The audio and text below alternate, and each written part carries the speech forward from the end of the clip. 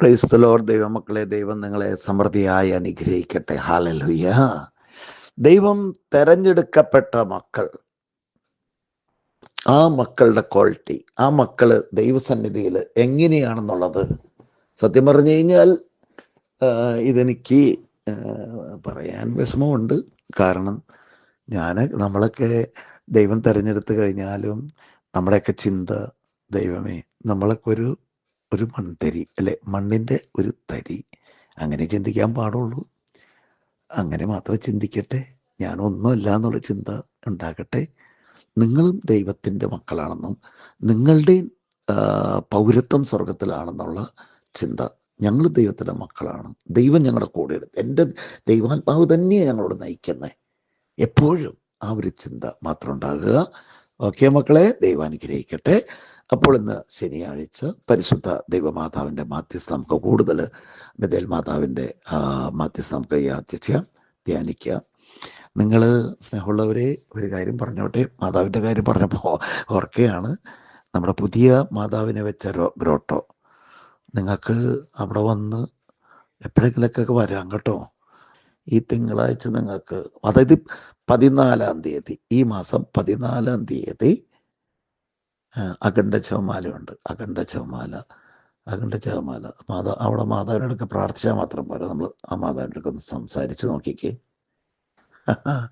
അത്ഭുതം വിദൂരമല്ല കേട്ടോ. Alleluia, alleluia, alleluia, alleluia. യേശുവേ നന്ദി കർത്താവേ, നന്ദി കർത്താവേ, നന്ദി. ഹല്ലേലൂയ. ഓക്കെ മക്കളെ, ഒരിക്കലും ഇത് എന്തു കാരണം കൊണ്ടാണെന്ന് എനിക്കറിയില്ല. എന്തോ ഒരു വിഷമം വന്നതുകൊണ്ട്, എന്തുകൊണ്ടാണെന്ന് ഞങ്ങൾക്ക് ഓർമ്മയില്ല. അത് മറന്നുപോയി മക്കളെ. വിഷമം വന്നതുകൊണ്ടെന്ന് ഞാൻ അങ്ങനെ പറഞ്ഞാൽ അതായിരിക്കണമല്ലോ. അപ്പം എന്തുകൊണ്ടോ എനിക്ക് ഇങ്ങനൊരു ചിന്ത വന്നു. എനിക്കങ്ങനെ ചോദിക്കാൻ തോന്നി. എനിക്കറിയില്ല. എൻ്റെ ഈശോയെ, അങ്ങയുടെ സന്നിധിയിൽ എൻ്റെ സ്ഥാനം എവിടെയാണെന്ന്. എൻ്റെ പൊന്നുമക്കളെ, കേൾക്കുമ്പോൾ ഒന്നും തോന്നരുത്. നിങ്ങൾക്കും എനിക്ക് കിട്ടിയതുപോലെ തന്നെ, അല്ലെങ്കിൽ അതിൽ കൂടുതൽ നിങ്ങൾക്കുണ്ട്. നിങ്ങൾ ദൈവത്തിൻ്റെ മക്കളാണ്. ഹല്ലേലൂയ. രണ്ടാമത്തെ ഒരു കാര്യം പറയുകയാണെങ്കിൽ, എനിക്കപ്പോൾ ഈശോ എന്നെ കാണിച്ചു തന്നൊരു സീനുണ്ട് മക്കളെ. പറഞ്ഞാലും മതിയാവില്ല. പറയാറില്ല. പിന്നെ നമ്മുടെ ടീം മെമ്പേഴ്സ് എല്ലാവരും പറഞ്ഞു, ബ്രദറെ അത് വാട്സപ്പ് ഗ്രൂപ്പിലിട്ട് ബ്രദറെ എന്ന് പറഞ്ഞിട്ട് ഞാൻ ഒരിക്കൽ ഗ്രൂപ്പിലിട്ടായിരുന്നു. ഞാനൊന്നും പറയാറില്ല മക്കളെ. പക്ഷേ പറയണമല്ലോ, അതാണ് എൻ്റെ ശരിയല്ലേ. പക്ഷേ എനിക്ക് മഹത്വം ഒന്നും വേണ്ട കേട്ടോ. എനിക്ക് ഒന്നും തോന്നിക്കരുത് എന്നെ. ദൈവം നിങ്ങൾ എന്നേക്കാൾ കൂടുതൽ നിങ്ങൾക്ക് കൃപ തരും. നിങ്ങൾ എന്നെക്കാളും കൂടുതലായി ദൈവത്തിൻ്റെ കൂടെയുള്ളവരാണ് നിങ്ങൾ. അങ്ങനെ ആവട്ടെ. സ്നേഹമുള്ളവർ, അത് പറഞ്ഞപ്പോൾ വലിയ സ്ട്രെയിറ്റ്, കണ്ടെത്താത്ത ദൂരത്തുള്ള ഹൈവേ നല്ല റോഡാണ്, നല്ല പാതം, നല്ല റോഡാണ്. ആ റോഡിന് അങ്ങേറ്റം വരെ സ്ട്രെയിറ്റ് വേ ആണ്. അങ്ങനെ എന്നിട്ട് വെള്ള വസ്ത്രം അണിഞ്ഞുകൊണ്ട് എല്ലാവരും ഈ പള്ളിപ്പെരുന്നാളിൻ്റെ ബാൻഡ് സെറ്റ് അങ്ങനത്തെ അല്ല, മറ്റേ ഊതണ ബ്രാസിൻ്റെയും സ്റ്റീലിൻ്റെയൊക്കെ ഉള്ള ഉപകരണങ്ങളുണ്ട്. ഊതണതൊക്കെ ഉണ്ട്, വേറെ നീളത്തിലുള്ളത്. അപ്പോൾ എല്ലാവരും അങ്ങനെ ഈശോയുടെ കയ്യിലുണ്ട്. ഈശോ അങ്ങനെ എന്നിട്ട് കൈ പിടിച്ചിട്ട് ഏറ്റവും നല്ല വലിയ സാധനം ഉണ്ടല്ലോ, അതൊക്കെയാണ് ഈശോ ഉപയോഗിക്കുന്നത്. ഫസ്റ്റ് ലൈനിൽ ഈശോ, മാതാവ്, ഔസേപിതാവ്, വേറെ ആരോ ഉണ്ട്, 3-4 പേരെ കണ്ടു. അത് കഴിഞ്ഞിട്ട് അവിടെ നിന്ന് ലോങ് ഡിസ്റ്റൻസ് ഒരു കടുക് മണിയുടെ വരെ ആളുകൾ നിൽക്കുന്നത് കണ്ടു. ഓക്കെ അങ്ങനെ കണ്ടു. അത് കഴിഞ്ഞിട്ട് എല്ലാവരുടെയും കയ്യിൽ ഈ ഉപകരണങ്ങളുണ്ട്, മ്യൂസിക് ഉപകരണങ്ങളുണ്ട്.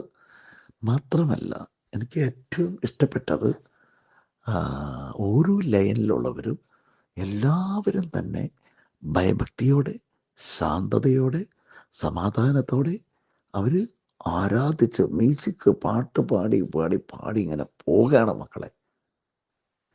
ഇത് കണ്ട എനിക്ക് ഉണ്ടാവുന്ന അനുഭവം ഒന്ന് ആലോചിക്കും. നിങ്ങൾ കേൾക്കുന്നല്ലേ ഉള്ളൂ, ഞാൻ പറയുന്നത് കേൾക്കുന്നല്ലേ ഉള്ളൂ. പക്ഷെ നേരിട്ട് കാണുമ്പോൾ ഒന്ന് ആലോചിച്ച് നോക്കി.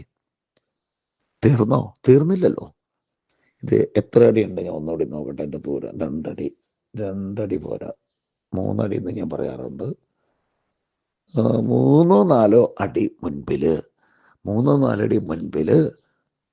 അത് ഞാനത് പറയുമ്പോൾ എനിക്ക് പറയാൻ ഒട്ടും ഇഷ്ടമല്ല കേട്ടോ. കാരണം അങ്ങനത്തെ ഒരു കാര്യമാണ് പറയാൻ പോണത്. പക്ഷെ ദൈവം നിങ്ങളെ ഇതുപോലെ നിർത്തണമല്ലോ, നിർത്തൂല്ലോ. അതുകൊണ്ട് ഞാൻ പറയുന്നത്, എനിക്കത് എപ്പോഴും അങ്ങനെ ഈശോ കാണിച്ചു തരാം. 15-16 വയസ്സുള്ളൊരു പയ്യനെ പോലെ എപ്പോഴും കാണിച്ചു തരാറ്. വെള്ള ഡ്രസ്സ് ഇട്ടിട്ട് വെള്ള ഉടുപ്പിട്ട ഒരു വൈദികനെ പോലെ. എന്നിട്ട് ഈശോ മാതാവും സേബതാവും നിൽക്കുന്ന ഫസ്റ്റ് ട്രാക്കിലെ ഒരു 4 അടി മാക്സിമം, അല്ലെങ്കിൽ ഒരു 3.5 അടി ഫ്രണ്ടിൽ പാവയായി എന്നെ പിടിച്ച് നിർത്തിയേക്കാണ്. എന്നിട്ട് പറയണ ഈശോ പൊക്കോ. ഞാൻ അപ്പം ഈശോ മാതാവും ഈ വിശുദ്ധന്മാരും ഇങ്ങനെ പോകുന്നത് പോലെ ഇതേ ഓർഡറിൽ ഫ്രണ്ടിൽ കൂടെ പോവാൻ. ഞാൻ പറയാം ഈശോ ഈശോ ഞാൻ ഏറ്റവും പുറകെ പോയി നിൽക്കുക ഈശോ, എനിക്ക് എങ്ങനെ ഈശോ വേണ്ട. അപ്പം എന്ത് എൻ്റെ വലത്തെ ഷോളർ ഇങ്ങനെ പിടിച്ചിട്ട് ഇടത്തെ ഷോളർ ഇങ്ങനെ പിടിച്ചിട്ട് കറക്റ്റ് ചെയ്ത് നിർത്തി.